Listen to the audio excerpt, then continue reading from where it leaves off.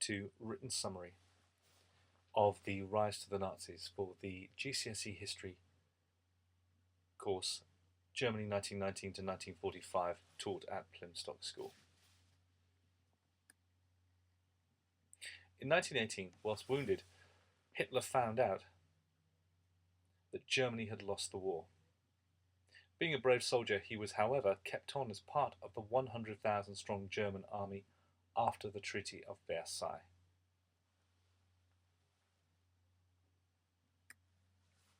In 1920, Hitler is asked by the army to spy upon political groups operating in Munich.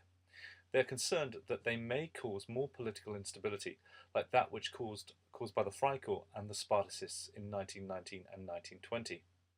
While spying on one of these particular groups, the German Workers' Party, or in German the DAP, the Deutsche Arbeiterpartei, Hitler found himself drawn in and participating in the conversations. This would start his association with the party. Hitler gradually becomes more involved in the party and eventually takes over its leadership. As a gifted speaker, he starts to draw bigger and bigger audiences. As his popularity increases, Weimar Germany is declining. As you studied in Booklet 1, the consequences of the Treaty of Versailles are driving Germany to destruction.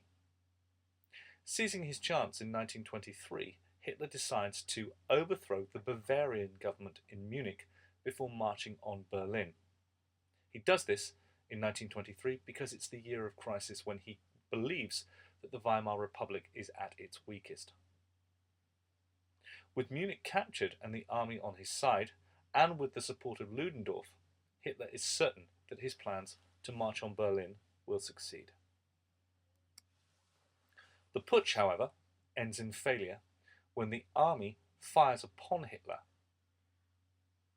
The plot falls apart and Hitler is arrested and put on trial. However, with a sympathetic judge, Hitler turns the trial into a speech and becomes nationally famous in Germany.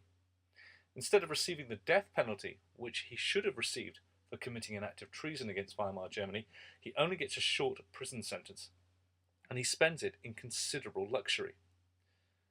He will only serve 9 months, and whilst in prison, can receive as many guests as he likes, eats well, lives well, and even writes his book Mein Kampf. After his release, Hitler decides that he must take power democratically rather than by force. He has reviewed what went wrong with the Munich putsch. Nonetheless, under Stresemann, Weimar recovers and the Nazis lose votes as people start believing in democracy in Germany again. This is the golden era of the Weimar Republic, and as the Weimar Republic does well, the Nazis do badly.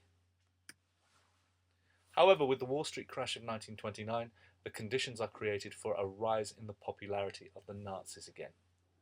No Weimar government can effectively deal with the crisis. Weak coalition governments are unable to make the decisions that are required, and gradually more and more people give up on democracy and start voting for the more extreme parties of the left and the right, like the communists and the Nazis. By November 1932, Hitler has the biggest slice of the national vote, as overwhelmingly he appeals to the unemployed. Unemployment is rising, therefore more people vote for the Nazis. President Hindenburg, however, will not appoint him as Chancellor. Though, through a secret deal made with von Papen, Hitler comes to an arrangement whereby he can become Chancellor. Both Papen and Hindenburg believe that they can control Hitler and that they have outmaneuvered him by giving him the job that they think they want at all costs. Hitler, however, is prepared to risk